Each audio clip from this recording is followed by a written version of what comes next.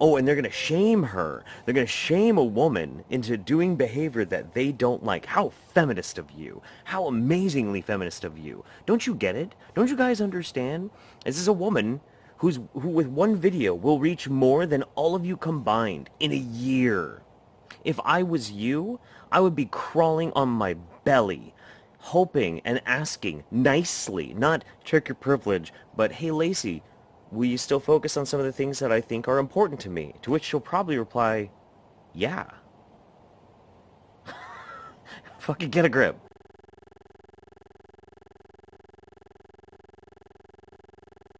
So what? They aren't nice to people that they call trans-trenders. They aren't nice to any marginalized person who challenges their privilege in any way. And all this, aw, people are criticizing me stuff that she's getting now. It has been 14 days. And from the feminist side, I have seen a similar tone deafness. Like you guys may have seen some of the things that people posted after that video. I've spent an upwards of 40 hours the last 2 weeks talking to YouTubers on the phone, talking to people on Skype, just having so many conversations about this. And yeah, it's just not a good look. As far as I can see, she's never even considered that she might have some responsibility here. Problem 3.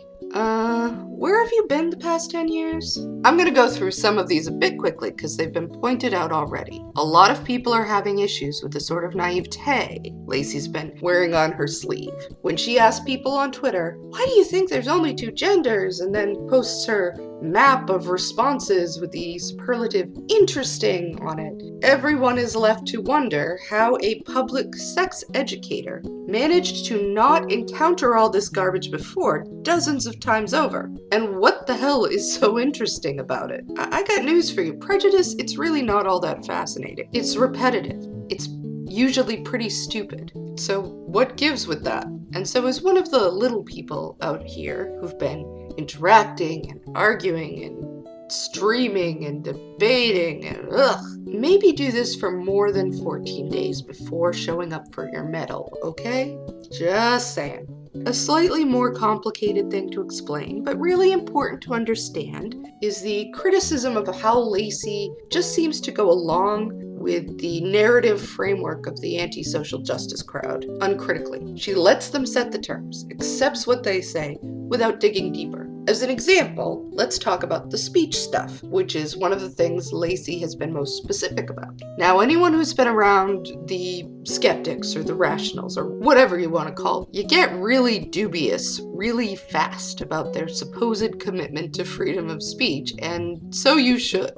There's a tendency on that side to insist on a very facile, shallow understanding of what people are talking about, and when presented with contradictions in their ideas or their actions or their concepts that they're using, they just ignore them or deny them. Even a request for any kind of clarity of terms, at best, is gonna just get you more meaningless platitudes. Ironically, there seems to be an unwritten rule that the one thing you can't speak about is speech itself.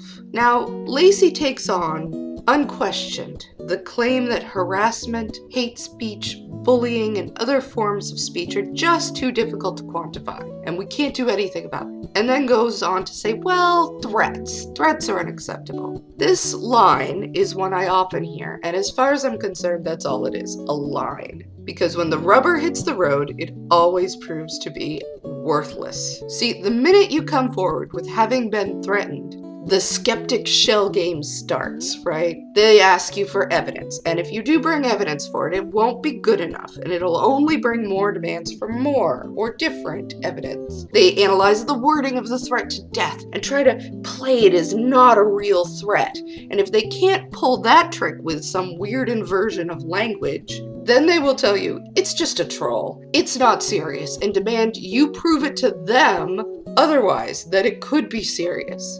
Right?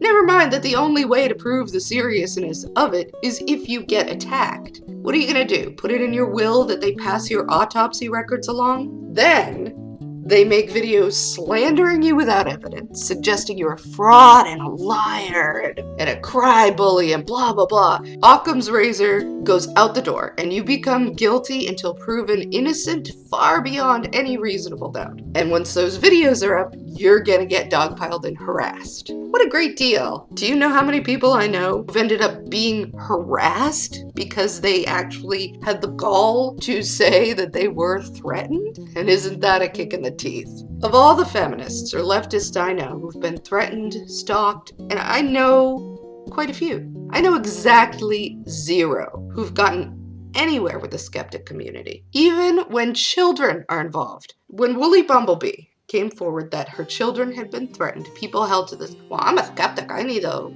claims and the evidence. Blah. It's a line of horseshit. And asked me, well, are you just going to believe her? Yeah, I am. Look, if there's a 1% chance that a child is in danger of being harmed, well, then there's 100% chance I'll do what I reasonably can to help. Because I'm aware that I can be wrong. It has happened. It happens to professionals. Do you know how many people have ended up dead after they weren't taken seriously by cops? It happens, right? And those are the people who should know what they're doing. I'm not an investigator. I don't have the training. I don't have the resources or the knowledge or anything to bring to bear to this. I mean, so definitely I'm not willing to bet the safety of an innocent kid on my personal opinion. And what's the risk the other way exactly? That I'll believe someone who's lying and feel silly? Or look kind of bad? How fucking narcissistic do you have to be to even give a shit about that? There's a cost-benefit analysis is not working out here. I mean, seriously, guys. Are you fucking kidding me? Can't be this stupid. Yes, you can. Sorry. But look, I've lost friends this way. People have been silenced and driven off of platforms this way. And the same people who are extremely sensitive of how being called a racist could shut down a conversation are all of a sudden incredibly insensitive to how having your children threatened might just do the same thing. So pardon me for calling bullshit on the entire enterprise. But so far, if there's one thing they haven't given me, it's evidence that they should be taken seriously at all. Problem 4.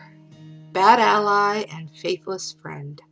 Okay, so as I have said, I don't feel any personal stake in this. I have no emotional dog in this fight. But that's not true of everyone. There are a lot of gay and trans folk out there who believed Laci was their ally. She gave them information and validation. If you grew up in a conservative or religious area, one where access to good sex ed was non-existent, then Laci may well have been very important to you. I know from talking to my trans and NB friends that this was the case for a lot of people. I've heard people talk about how she gave them words for their experiences and a way to explain it to others. Even just knowing they weren't alone was a great relief. As a cis woman, this is not something I could speak to, but I could certainly empathize why some of these people may feel betrayed and angry now.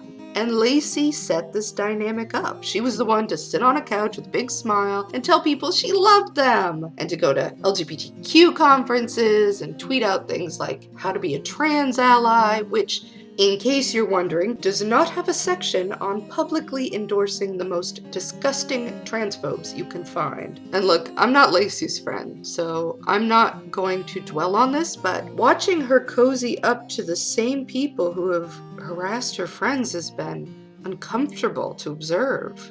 And what is she getting in return? Have any of these people met her halfway on anything? Or evolved in their understandings? Because I don't see that, frankly. And at the same time, she's managed to put her feminist fam, as she calls them, in a really bad spot. If they go along with her, it means going along with her wide-eyed endorsement of bigots and bullies, which is really not cool. And if they don't, then they are the mean old feminists picking on this poor girl who just wants to talk to people. Aww. So yeah, if she meant to do that, slick.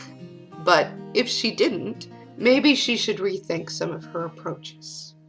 Going forward, look, Laci has disappointed and angered some people. but she's not been run out of town on a rail. Remember that tweet where she said, oh, she spent more than 40 hours on the phone with people? I get she was venting her frustration, but the flip side of that is that clearly there are lots of people willing to spend lots of time with her in dialogue. I know for a fact there are plenty of feminists who would happily accept her if she wanted that. And yeah, some would give her the side eye or just tolerate her indifferently, and some would openly challenge her. That's the way things are. Trust has to be earned, and if it gets lost, it's even harder to get back. Don't forget that creating a better and more just world is something most of us care about deeply. We've been sitting here, slogging it out, day to day, week to week, and the only thing we get out of it personally is a rise in our blood pressure. So if you see somebody who comes off as insincere or too much on the white feminist page, yeah, we're gonna suggest some ways you could improve that. But hey, criticism is good, right? And everybody has to deal with the consequences of their actions.